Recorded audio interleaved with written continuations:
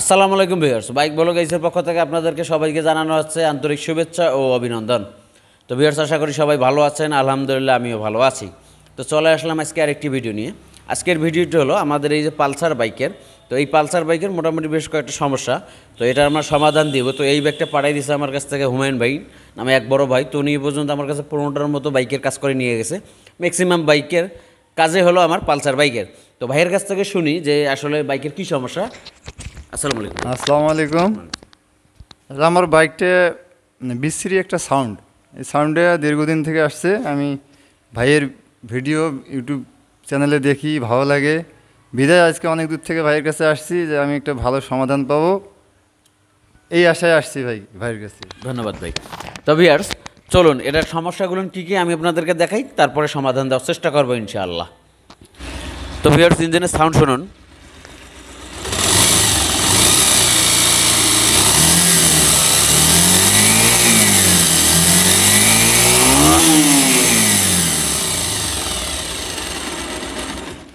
তো ইঞ্জিনের সাউন্ডটা খুব বাজে। তো বড় ভাই আমাকে বললো যে সকালবেলা ইঞ্জিনের সাউন্ডটা নাকি আরও খারাপ হয়ে যায়। তো বিষয়টা একটু ডিফারেন্ট। আর একটা বিষয় সেটি হলো যেটা গিয়ার শিফটিংটা হার্ড, মানে অনেক একটু চাপ দেওয়া লাগে বা অনেক সময় ফলস হয়ে যায়, এই বিষয়গুলো আছে। তো চলুন আমরা সরাসরি কাজে চলে যাই। তো ভিউয়ার্স দেখেন, আপনার টাইমিং চেন এই বড় ভাই 5000 কিলোমিটার আগে পরিবর্তন করছেন। আমি চাপ দিচ্ছি, দেখেন যে অ্যাডজাস্টারটা সম্পূর্ণরূপে ঠেকে গিয়েছে। এখন আসলে 5000 কিলোমিটারের মধ্যে টাইমিং চেনটা নষ্ট হয়ে গেল।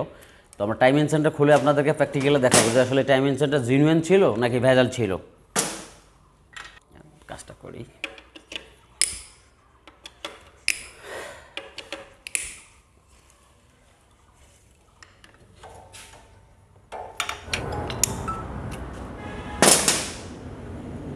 তো ভিউয়ার্স, এই যে ব্যালেন্সের অবস্থা একদম করুন। এই ব্যালেন্স পেনিয়ামটা ক্ষয় হয়ে গেছে, যার কারণে আপনার বাইকের সাউন্ড খারাপ আসতেছে। এই যে স্পট হয়ে গেছে। তো ভিউয়ার্স, এই যে দেখেন ক্লাচ বাটি সম্পূর্ণরূপে ক্ষয় হয়ে গিয়েছে।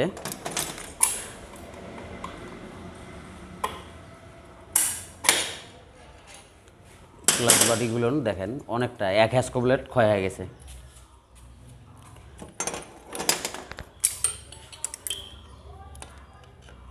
ক্লাচ প্লেটের অবস্থাও ভালো না।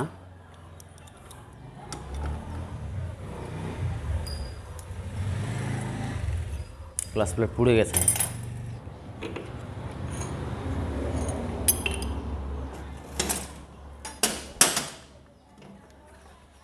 বাইকটা যে খসখস সাউন্ড ছিল, এই সাউন্ডটা তো ব্যালেন্স তো নষ্ট হয়ে গেছে। ব্যালেন্স পেনিয়ামটা একদম সম্পূর্ণরূপে এই যে দেখেন আপনার নষ্ট হয়ে গেছে। তার সঙ্গে সঙ্গে ওয়েট পেনিয়ামটাও দেখবেন।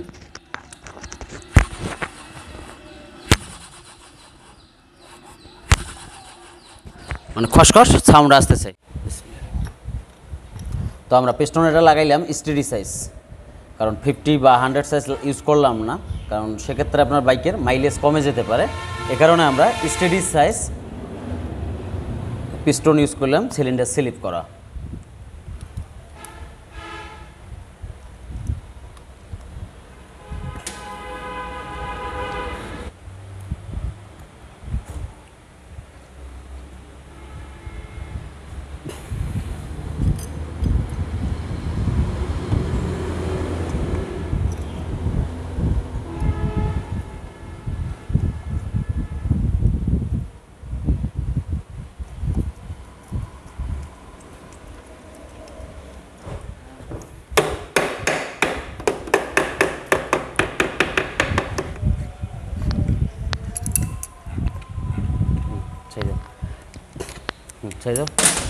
এখন আমরা হেডটা সেট করব। তো হেডের একটা বিষয় আমি আপনাদের সঙ্গে ক্লিয়ার করে দিই।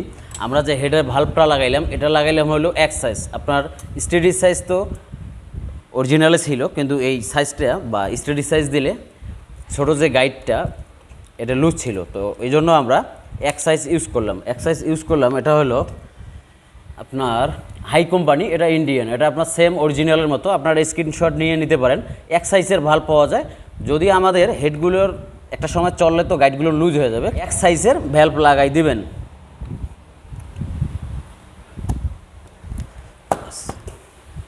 ক্যামশ্যাফট এবং রকারম ঠিক আছে। আপনার রকার আর্মগুলো আমরা ভালোভাবে চেক দিছি যে আসলে রকার আর্মের কোনো ত্রুটি নেই। আর এর আগে যে টাইমিং সেন্টার ছিল এটা দ্রুত নষ্ট হয়ে গেছিলো। আমার মনে হয় যে আপনার দেখা গেল যে এদিকে ব্যালেন্স ওয়েট থেকে সাউন্ড ছিল, মেকানিক না বুঝে হয়তো বা বেশি পরিমাণ টাইট দেওয়ার কারণে আমাদের টাইমিং সেন্টার দ্রুত নষ্ট হয়ে গেছে। ঠিক আছে। আর টাইমিং স্পকেটের যে ওয়াশারটা আছে, এই যে গ্রুপ করা যেটা, এটা আপনাদের এই ক্যাম বরাবর হবে। তারপরে আমরা এল কিনারটা টাইট দিয়ে দিব। আর এই বিঞ্জুনারটা যখন লাগাবেন দেখবেন এটা ক্লিয়ার আছে নাকি, কারণ এটা জ্যাম থাকলে আপনার বা ময়লা ঢুকে অনেক সময় জ্যাম হতে পারে, আপনার হেডে ক্যামেরা করে মোবিল যাবে না।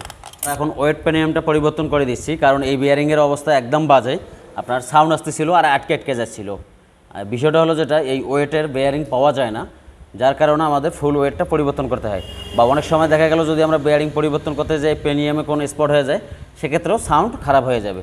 তো এখন বিষয়টা হলো যেটা চললে পেনিয়ামও একটু ক্ষয় হবে, বেয়ারিংও ক্ষয় হবে, যার কারণে এটা আমরা পরিবর্তন করে দিলাম। আশা করি সাউন্ড ভালো হবে।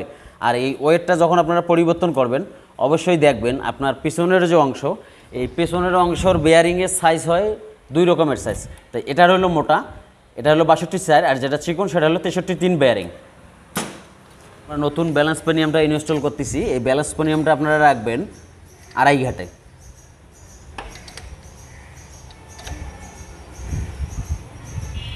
কারণ যেহেতু পুরাতন বাইক,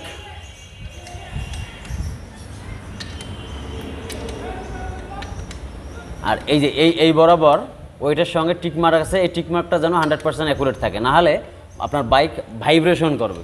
আমাদের ক্লাস হাউজিংগুলো যদি এদিক থেকে ফলস দেয় তাহলে অবশ্যই এটা লেদে রিপেয়ার করে নেবেন।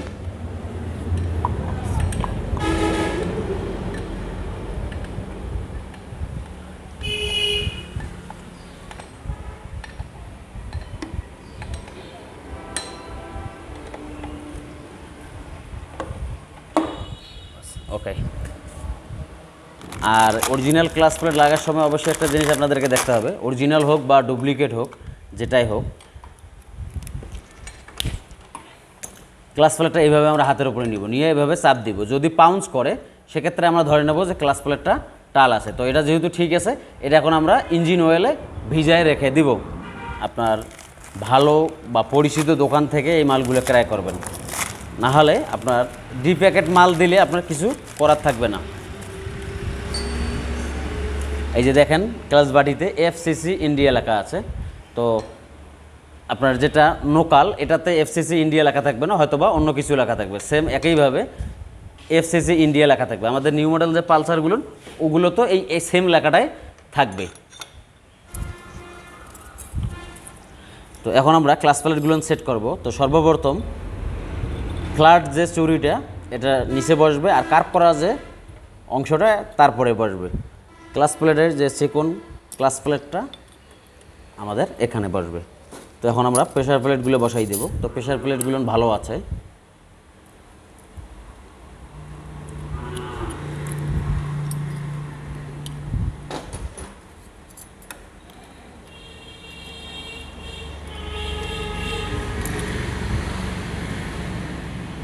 আর অরিজিনাল ক্লাস প্লেটও লেখা থাকবেন যে এখানে এফসিআই বা এফসিসি লেখা থাকবে।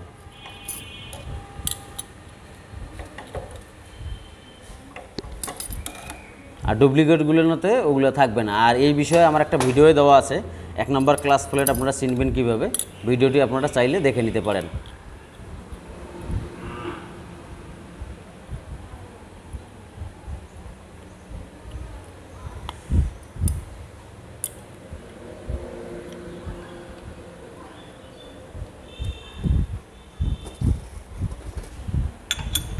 তারপরে ক্লাস বাডির এই যে এখানকার যে মার্কটা আর এই যে এখানকার যে মার্কটা, এই মার্কটা আপনারা অ্যাকুরেট করে দিবেন।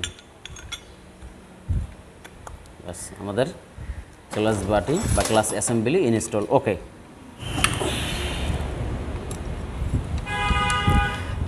টাইনারটা সুন্দরভাবে ক্লিন করে দিয়েছি। টাইমিং অ্যাডজাস্টারটা এটা অরিজিনাল, এটা আগেরই আছে, এটা ভালো আছে।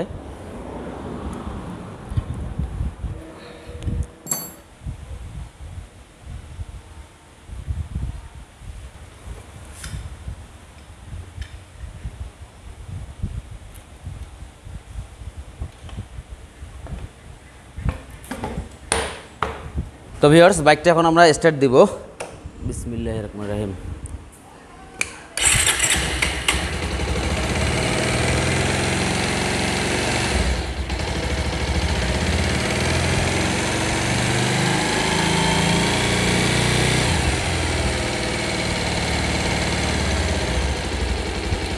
টেবিল কভার লুজ আছে না?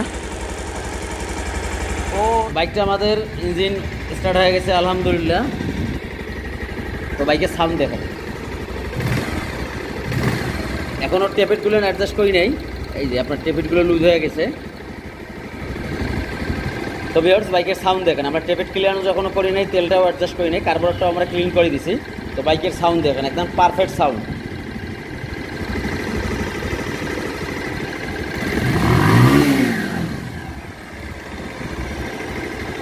তো ভিউয়ার্স বাইকটির সাউন্ড কেমন হয়েছে অবশ্যই কমেন্টস করে জানাই দিবেন। ভিউয়ার্স বাইকটির কাজ আলহামদুলিল্লাহ ওকে, একদম গিয়ার শিফটিংটা সিডিএটি বাইকের থেকেও সফট, একদম পারফেক্ট কাজ। তো যাই হোক, এখন বিষয়টা হলো কাজকাম করলাম ইনশাআল্লাহ, সাউন্ডও ভালো। ভাইয়ের কাছ থেকে শুনি যে আসলে উনি বাইকটি মাত্র চালায় আসলো, ওনার কাছে কী অবস্থা। সম্মানিত ভিউয়ার্স আসসালামু আলাইকুম। আসলে আমি অনেক আশা নিয়ে আসছিলাম, ওনার ইউটিউব চ্যানেলে আমি ভিডিও প্রতিনিয়ত দেখি, সেই আত্মবিশ্বাসে আসছি যে ভাই আমার বাইকটা মনোযোগ সহকারে কাজ করবে। আসলে আমি যে প্রত্যাশা করছি আসলে তার চেয়ে অনেক ভালো সফলতা পেয়েছি।